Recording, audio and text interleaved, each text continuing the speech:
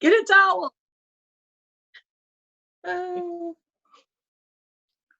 Hi, and welcome. This is Caroline and Jeff, Jeff, welcome to Super Tuesday. and we have Susanna Peckham with us today. She's a recent Gathered Master, and she's going to share her experiences with us after we read chapter 5. Right? Yep, you're going to want to pay attention to chapter 5, especially what Michael says. This will change a lot of opinions, whether of things that we've been taught. This is a really powerful chapter. And Jeff is going to be the voice of Michael again. And I'm going to just be Joe and read all the other stuff. So, all right, are we ready? I'm ready. Okay. Chapter 5, begin. I looked up from where I sat and saw Michael. Oh, hi, Michael. I started writing down what you have been telling me, but you probably already know that, I said. I do. Blessed are the works you have chosen to do. Blessed are you, for you hear God's words and you follow, setting aside that which you think you know. The path you have taken may not be as difficult to walk as you think, for I am walks with you. That is wonderful to know, but at this point, I feel as though I am walking this path in the dark, I said and saw him smile.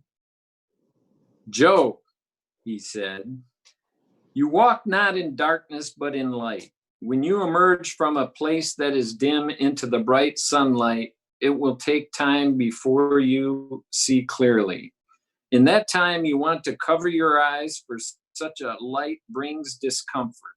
Soon you will be accustomed to it and see wonders that were only shadows in the darkness before. I wish I had a pair of sunglasses for this, I thought to myself.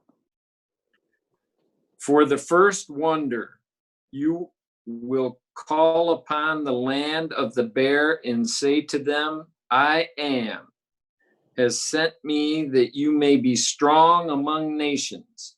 Take your boat that sails under the sea and go you to the valley of the star. In the deepest part of this valley, you will thrust a hollow rod 7 feet into the bottom. Take what you have gathered there back to your land. Give it to your men of wisdom and healing. In this lies the cure for 2 great plagues that are in all lands. Before a year is finished, you will find it. You may ask a fair price for your labor and medicine. In return, you will give 1/7 to my servant that has brought you this. If you do these things, great riches will be yours.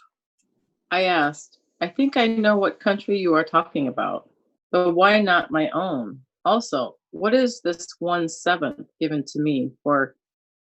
Is it like tithing? He answered simply, Your country would question it for too long, and many would die needlessly.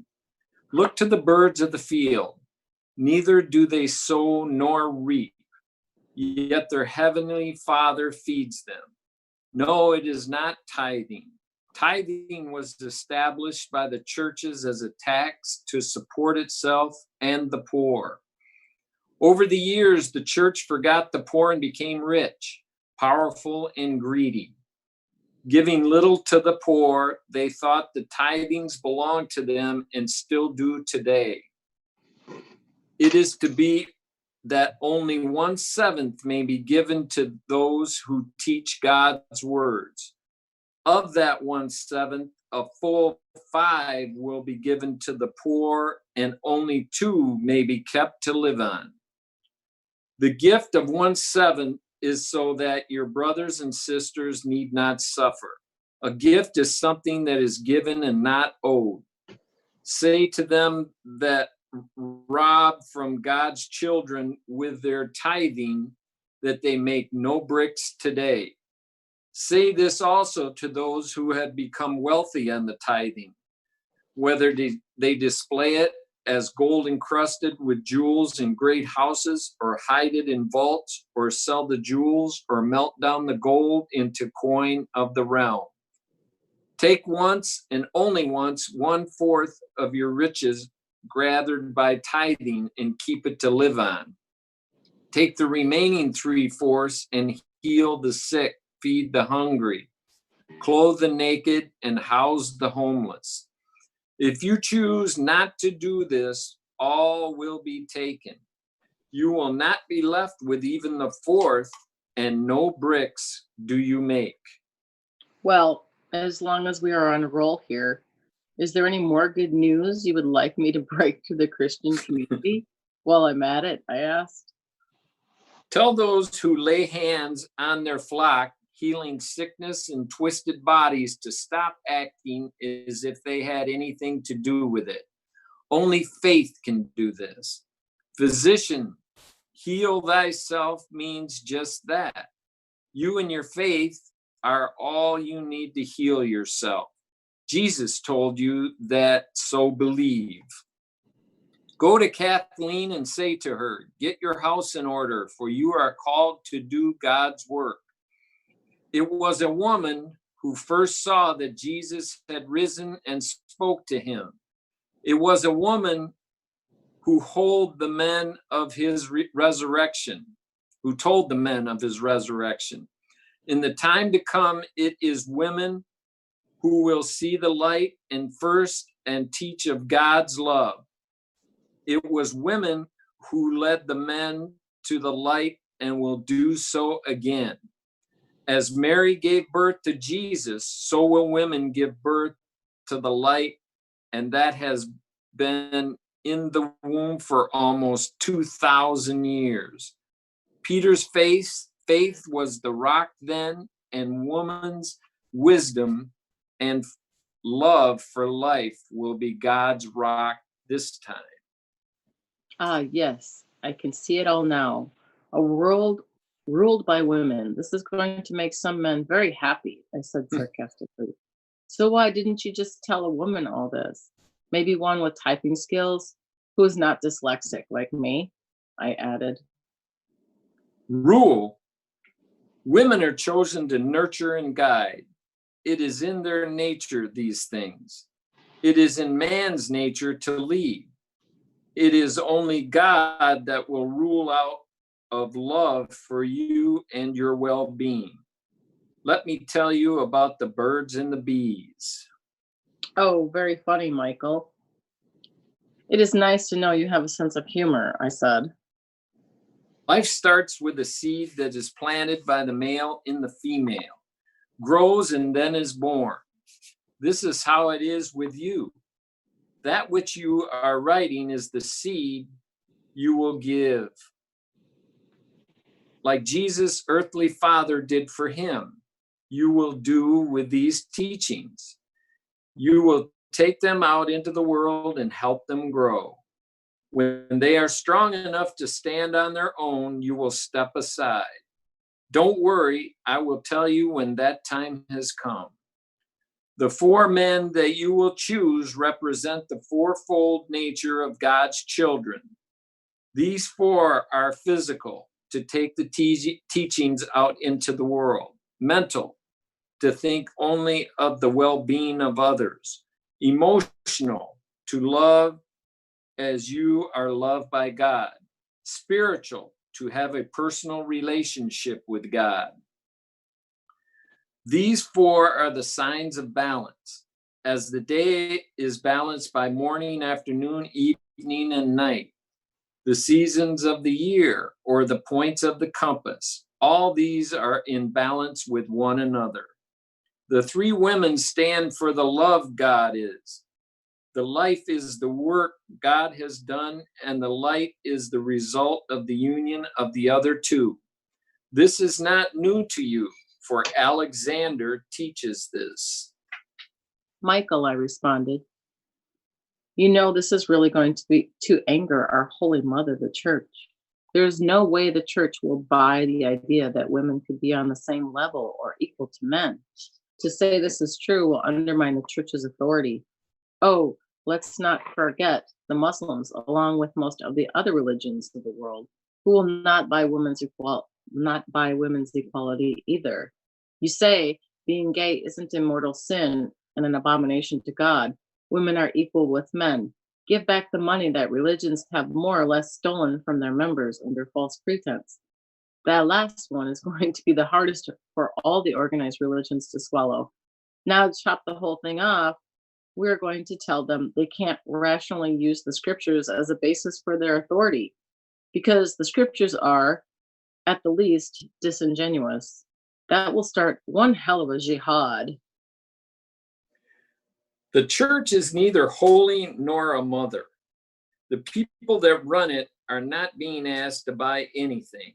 I tell you truly, any religion that says it is of God is actually a servant of God's children, and not the other way around, as it thinks itself to be. Religion has become as unreliable as the servants who steal from their masters. With their ill-gotten gains, they act as though they are now masters. I will dismiss them as servants if they do not return that which they have stolen and obey those they serve. I has not given them the authority, nor has Jesus or any heavenly host. Just because they have written it in their scriptures does not mean it is so. There is only one authority, and it is with God.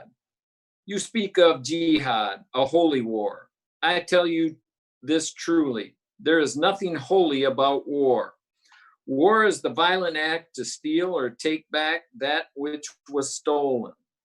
It was not God that ordered war. It was man who did this. To justify it, he lied, saying it was God's will. Not until the Crusades was war allowed by the Christian church. The head of the Christian church in Rome made war holy, not God. Most religions today still think war can be holy if their leaders say it is.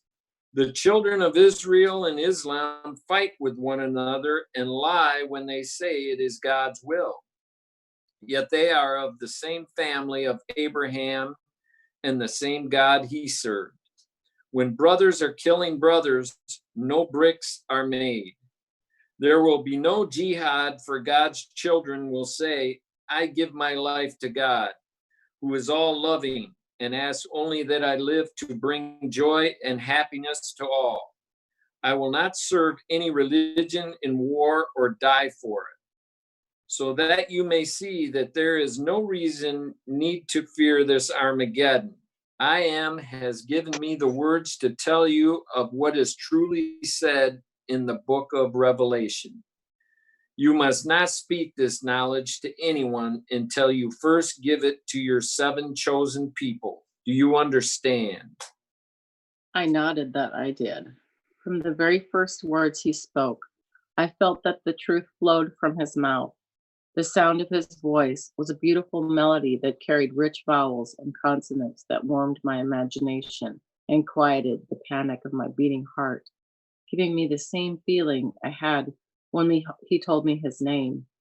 When he had finished speaking, I didn't even notice, nor did I notice when he said, My time is over for now. Go in peace and teach only love.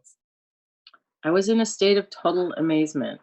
What he had told me made complete sense. I felt like Bones, who in a classic episode of Star Trek had been given a mega dose of medical knowledge. What was impossible to understand only moments ago was now so simple that a child could understand it. How is it that a message as simple and clear as this could be so misunderstood? No wonder Jesus wept when he saw what man had done to God's words, and so did. There is something else I did when my tears stopped. I started to laugh. Just a little chuckle at first, but the more I thought of the apocalypse with its demonic armies in a final battle, and Jesus coming out of the clouds like the US cavalry to save the day, the funnier it got until I was almost in hysterics. This was one of those times when tears rolled down your cheeks and you can't stop laughing. Well, I roared to myself, I guess you get what you deserve, poetic justice at its finest. Oh, I can see it all now. The religious leaders standing before God and explaining just what possessed them to teach such foolishness like this. I know that the best they'll be able to come up with is the devil made me do it. I had been giving some thought as to how best to explain this in the land of the bear. Can't you just see me now calling the Russian embassy? Jeff, are you good now? Yeah. I would like to speak to someone about a message I'm supposed to give you from God, I would say. But I concluded that what I need to do is just that. Michael didn't say anything to me about making them believe it. He just told me to tell them. I called Debbie and asked her about how I might get in touch with someone in Russia. She asked if I remembered the two men that were visiting from Russia last summer. I told her I did. She went on to say that maybe I should call or write them. At least they may know how to get it to the right person. She said she would have someone call and let me know their address. It has been about a week since I had heard from Michael. Every time he told me to do something and I took time to do it, I didn't see him again until I at least started on it. Maybe that is the way it works. He will give me something to do, and when I do it, he gives me something else. Another week had passed before Michael came again. I was sitting at the computer playing a game and doing quite well when he said, It is time for you to write the book of bricks. Okay, Michael, I replied. But first, I want to ask you a few things. You see, I have been telling some friends of mine of these experiences, and they asked me if I know the answers to the important questions now. I told them I had an opinion on almost everything, but answers, no. I would, however, ask you and tell them what you said. Ask what you will. I have a list of things to ask, I began. First of all, why has God made evil if he is all loving? God is not made evil. Your kind has brought it into being. Mankind has become lazy and will not work. It is the easy way to take from others that which you do not have. If you think about it, you will see the truth in what I say. What about abortion and the right to life? Should abortion be stopped regardless of what the means are to stop it? I pursued. Your kind is always talking of rights, as if God gave any one group the authority to take life. What you seek is permission to kill in order to stop killing, and you have no such permission. This is not protecting the unborn. This is insanity. I tell you truly, abortion is between a woman and God. God and God alone will give the woman counsel, and interfere you will not. What is the true religion of God? I know this sounds like I'm asking what religion God belongs to, but I hope you understand my real question. Is he maybe an agnostic that doesn't believe in himself because he's just God? All religions are from God, and none are of God. Religion is taking that which God has given and made it what they understand it to be. God gave the word, and mankind heard what they wanted. To answer your question, all of them and none of them. Okay, now what? I will be with you as you write and whisper in your soul the words you write. Begin. And that is the end of chapter 5. That's 5. Chapter Ooh, 5. that's loaded. Yes, we were reading through it and we were talking about different things. Talking about page 80, the tithing versus the 1/7, and what happened with the churches. Jeff, remember that? Yeah. said- It like I told you, I didn't research all this stuff, but I became Catholic later in life, in this tithing thing, I used to argue with my family about it, and on my wife's side, I said, who came down and said, you got to give 10%? I mean, they even sent out like a mortgage payment every month that, hey, you're getting behind on your 10%, you got to catch up. Well, I said, listen, I'd rather pay my mortgage than, pay for the church. Plus, they got more money than God. I mean, they say, yeah, they needed, just like he said, another, a statue to build and all that. They'd lay a guilt trip on you. And Well, I don't know, you have to watch my older videos. I don't know, I think I talked about it, but I know I talked about it to you. I said, is this the same rule, this 10% deal, that the same God came down and said you couldn't eat meat on Fridays? And then I guess that changed. I said, I didn't hear God come down and change that. So, I always thought, I said, hey, this is just, them making up the rules and telling you that, this is the way it is, that, it's coming from God or whatever. And I never bought into it. So when I read this, I went, wow, this book really talks to me. Like I said, I didn't know anything like, our previous guest, Dave, he was researching all this. I wasn't looking for it, but I knew how I felt. So when I read that, I said, absolutely, because I used to have arguments with people. I'd say, let's cut the crap. The Vatican could sell a few paintings on the wall and stop all the hunger and all the, homelessness. Yeah, Bill. And I said, what the heck? If they wanted to stop it, they would. So there's something, fundamentally wrong. And that's what it never resonated with me. So anyway, when I read that, I was happy. They were supposed to help the poor, and that's kind of on my side. Just like he said, they became powerful and greedy. They missed, they didn't start using it. And that's why I can't wait for this to happen. He says, if you don't start using those tithings, those percentages, to help the needy and that, you're going to lose your quarter that you can use to he's going to let them keep a quarter of it and, to live on. And so that's the way I feel that should be. Yeah, that was on page 81 where Michael said, take 1/4 and keep it to live on, and take the remaining 3/4 and heal the sick, feed the hungry, and clothe the naked, and house the homeless. If you do not, this all will be taken. You will not be left with even the fourth, and no bricks do you make. So basically, that's the instructions Michael is giving to the church, is, to start actually taking care of the poor, and it's not happening right now. So that was interesting, because that was on page 81. And then on page 83, we get to the part where Peter's faith was the rock. At the time, Peter's faith was the rock, and a woman's wisdom and love for life will be God's rock this time. So I thought that was interesting, because he's bringing that, and with the conferences that we've been doing, we've been bringing in the Shekinah, the divine feminine, for probably the last, 10 conferences. We've had specific bringing in of the Shekinah, and so we're bringing in that divine feminine, we're bringing in that light, and so everybody who goes to these conferences carries that out with them, so men and women. But so we've been actually focusing on that with some of the angel conferences, which is really kind of cool.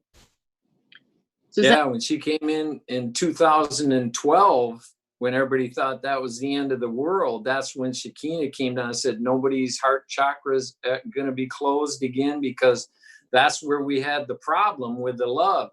And that's where I told you, this patriarchal society that we've had is going to swing more to the women to balance it. That's what the shift is going to be. And that's what we need.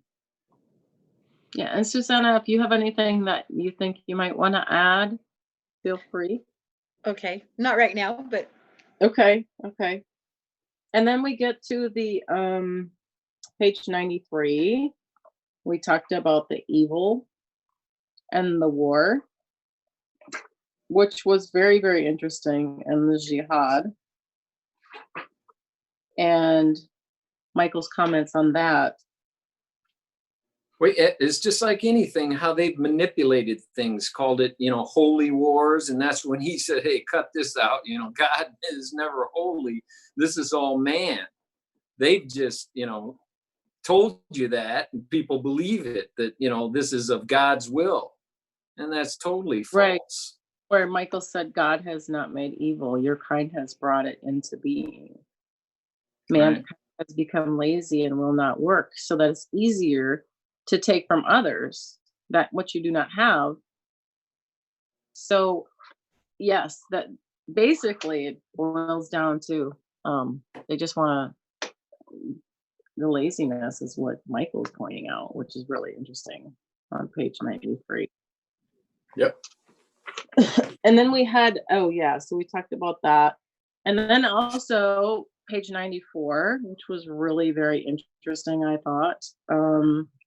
He's talking about abortion. Ooh. Yeah. So he talks about it's not protecting the unborn. This is insanity. I tell you truly, abortion is between a woman and God. God and God alone will give the woman counsel, and interfere you will not. I thought that was really really important, because that it takes it out of the public arena and just makes it a personal issue. So. Well, yeah, I mean, I'm not a woman, at least this lifetime, but yeah, I can't speak, but that's how I totally, that's what changed, is like what he talked about before. You can't be so self-righteous that you think you know what's best. It's between, that's what I like when I read that. And I like what he talked about the first part, that's killing. And all these crazy laws that they're manipulating now, they've really, went out overboard. And like you said, they've made it a political and made it a business. Yeah. So, and it's the reason for people to fight politically too. So that's another thing, that they use that as a tool. So, and then that last part, he says that all religions are from God and none are from God. So that's really interesting, because he's basically saying that it's non-denominational. So no religion has the correct God. God is God is God is God. It's I've had friends who said, well, what religion is this? Because I was telling her about the angel work, and I'm like, it's no religion. Well, it's got to be a religion. Whose God do they serve? Is it the Muslim God? Is it the Christian? I'm like, no, it's just God. God doesn't care. And they've started it, I think, too, that they, like he said, it's not from him, because they've started it with that, using God, but then they put their spin on it with nothing that God, a lot of the things he doesn't believe. So it's not of him. You're using me, but you're not using my words. Yeah. So that was really particularly interesting. Right. So that's what I said. He's clarified this on these like first 5 chapters, what you might have learned in your religion in Sunday school. And he's kind of blown a lot of it out of the water. Like, he's telling them that, this is the way it is. And that's how like I said, I really kind of felt that way. So it really resonated with me. Yeah. Susanna, do you have anything you want to add, or? No. No. That's fine. Yep, that's quite all right. But we are. No, we didn't mean to put you on the spot. I know. Like, Caroline can't laugh, because I go, hey, Caroline, we did it a couple times in the thing, and she goes, I don't remember. So don't feel bad. Okay, good. John will have her set up to, like say, yeah, Caroline, this is the way. She goes, I don't remember. Yeah. So she's clutch under pressure too. So am I. I say, I don't know. So don't feel bad. I know, it's just a lot to take in. Right. Right. And to process it. I mean, I read the On the Wings of Heaven book. And so I forgot what I was going to say. Well, I'm sorry. Too. Did you get a chance to read the book before you were gathered? I didn't. I You did. didn't. Okay. I read it about, well, I was one of the last ones to be invited to the gathering. And so I didn't get my book until probably 2 weeks after I was gathered. And then I read the book. So you want to tell us a little bit about your experiences? Yeah, with your story is really unique on your how friend? there's no time frame. And so this is really interesting. Who you Yeah. talked? Oh, go ahead. What? So yeah, Oh, how you were introduced to it?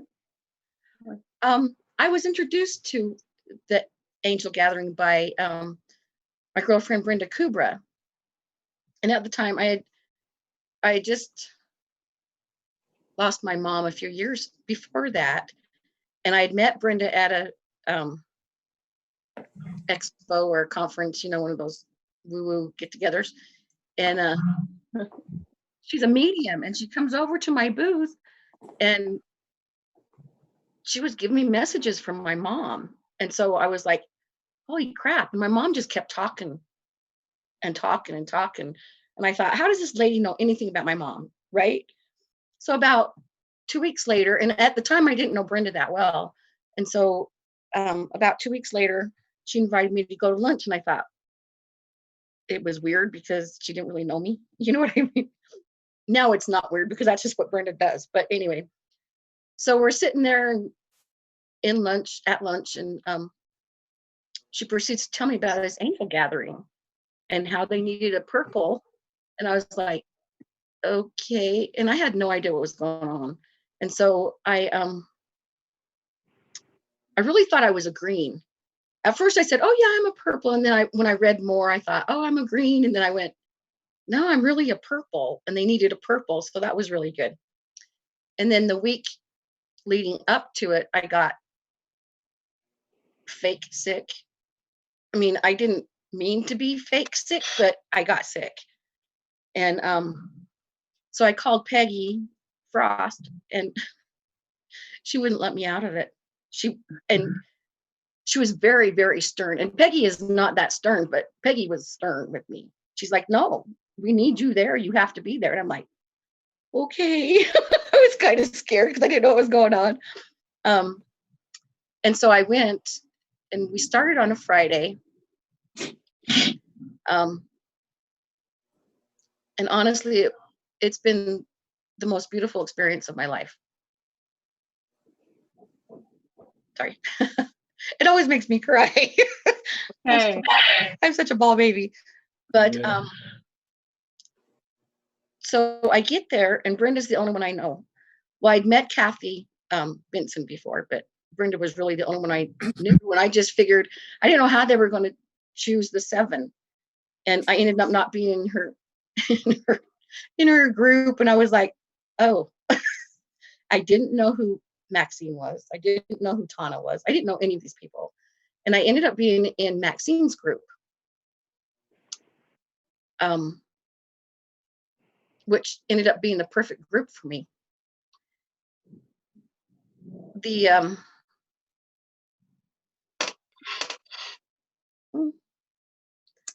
Let me look at my notes so I don't get That's okay. too much more flummoxed, Did we lose you for a while? So I remember on Saturday morning when we all got there, it was like I could hear people whispering, I don't remember how I drove home. And then we were all talking, going, yeah, how did we get home? Because we had no idea how we even drove home. But we were there the next morning. It was just, the angels were driving, they really were driving. And so for the next 3 days, it was like we were in a different realm, which we were. It was pretty cool.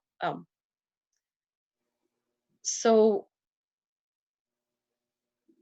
my experience, or my journey when I was in the center, was pretty profound. Sorry.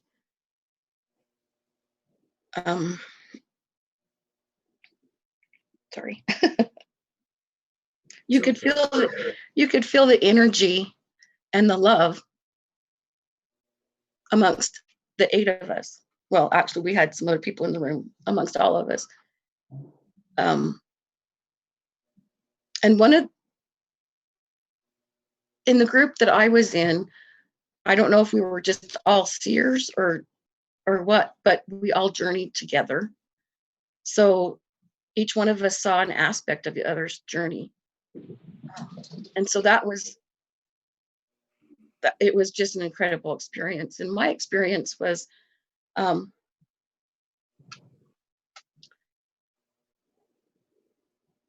You mentioned something about floating past a city. yeah, I was floating past this city. I could see the city wall, and I could see the arch and the, like a doorway arch. And I could see these red viney roses growing. And when I peeked in, I could see Jesus teaching the woman at the well. And that really touched my heart, because for whatever reason, that story has always touched my heart. And so I peeked in to there. And then I know there were some other places I peeked into and I can't remember, but they all had to do with Jesus, to be honest with you. And that was my goal, is to have Christ look into my eyes and acknowledge who I was. Look me right in the eyes. I mean, his face was like right here, and tell me that he loved me. That was incredible for me. Beautiful. And so for me, my whole journey was about Christ and coming unto Christ.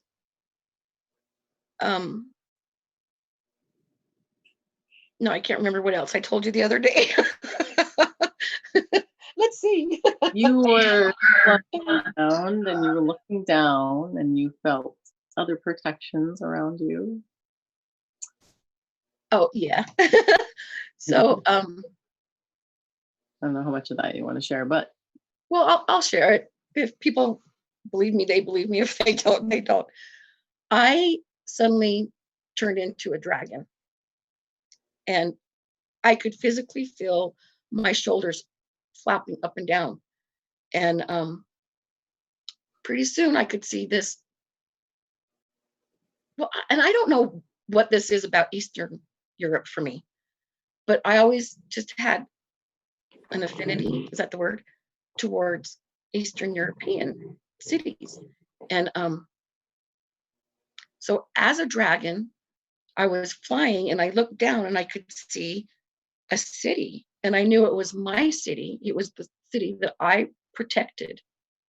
And I cared for those people. And the thing is I always kind of knew that, but I didn't know how I knew it. Well, you know how we are. We know, but we know, we just don't know how we know that thing, you know? Oh, anyway. And so then I saw this star, and I just kept flapping and flapping and flapping and just pumping my wings. I had to get to that star. I just had to get there, you know? And Maxine luckily brought me back, because honestly, I think it would have been the point of no return, because I was going to that star. I was going home, and I knew I was going home. Like many of us, I think that we sometimes miss home. Yeah. And before I even knew who Rumi was, or how I would say his name, I always knew that was my purpose, was to help people go home, to live their best life so they could go home and be with God. That was just always, I just knew that. And the other thing was that I knew that I was a healer. Um, so I am a Reiki Usui, Practitioner. yeah, Holy Fire Karuna Usui Reiki master teacher. That's a mouthful. Anyway, and so when I started doing that, it brought out a lot more of who I truly am, and it's helped me live my authentic self. Because I know that's my path, is to heal people. And you know, I sometimes have people come over to my home, to my house, just to sit. They just sit in my house, and I'm like, okay. And I just go off and do my own thing, and they just sit there. I think it's just a comfort for them. They like the energy. Yeah. So, and then that's a nice compliment. Yeah. One of the other things that I dearly, dearly, dearly loved about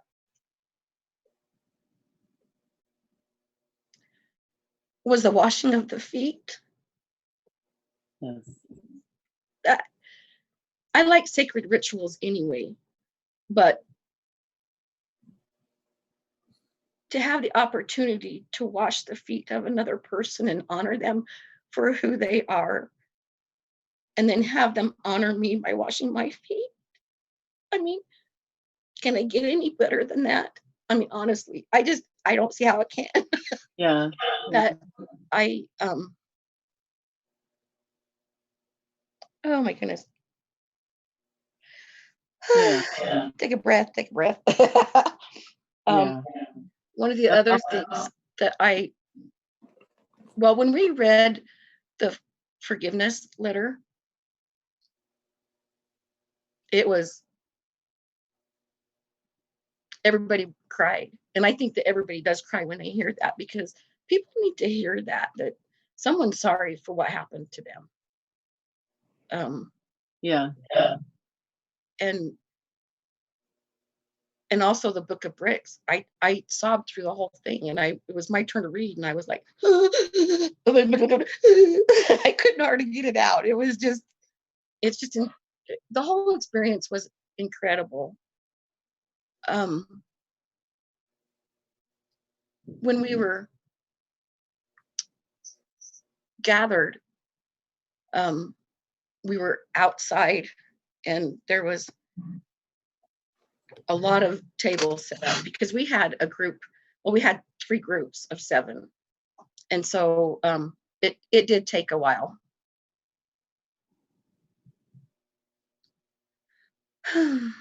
But during that, Archangel Haniel I always call it her, I don't know if it's a her or him, but I felt a hand on my shoulder, and I heard the words, "I am here." And I kind of opened my eye and kind of looked to see if there was actually somebody standing there, because I could actually feel the hand on my shoulder. Wow. And last year, before I go to that, and while I was laying on the table, and we were face down, I could see the angels walking around us, all of us that were in this. And I could hear them singing. And it was the most beautiful sound. I mean, it was like, I don't know how the neighbors couldn't have heard it. Do you know what I mean? It was so loud in my head. And it was just such a beautiful experience for me. It's been a life changer, to say the least. Go ahead. So now you decided to go to the conference this year because you are excited to get your own angel to assist you. Yes, I'm so excited. I really am excited to see if there's any other purpose to my life, or how that's going to unfold for me. I can tell you that I've never been happier. ever, ever, ever, ever in my life than I Wow. am right now. You know, and I mean, yeah, you have to go through your own stuff. I was going to say something else, but Your sons. Okay. yeah, you have to go through your stuff to get to a place of an understanding of yourself and coming out the other side, you know, really liking who you are. So, oh, one of the other experiences I had was about, I had just gotten my book and I had planned to take a vacation to visit my girlfriend in Montana for my birthday. And I noticed I stayed overnight in Butte, and she lived in Joliet, which is closer to Billings. And so I was going to look up the name of that town again. I forgot. But from Butte, I think it's I-90. I noticed this was really big for me after I was gathered, was that there was no separation between anything. I was driving, listening to my tunes, and the mountain was, or I'll use this hand, the mountain was probably 5 or 10 miles away, but it really wasn't. It was like right here.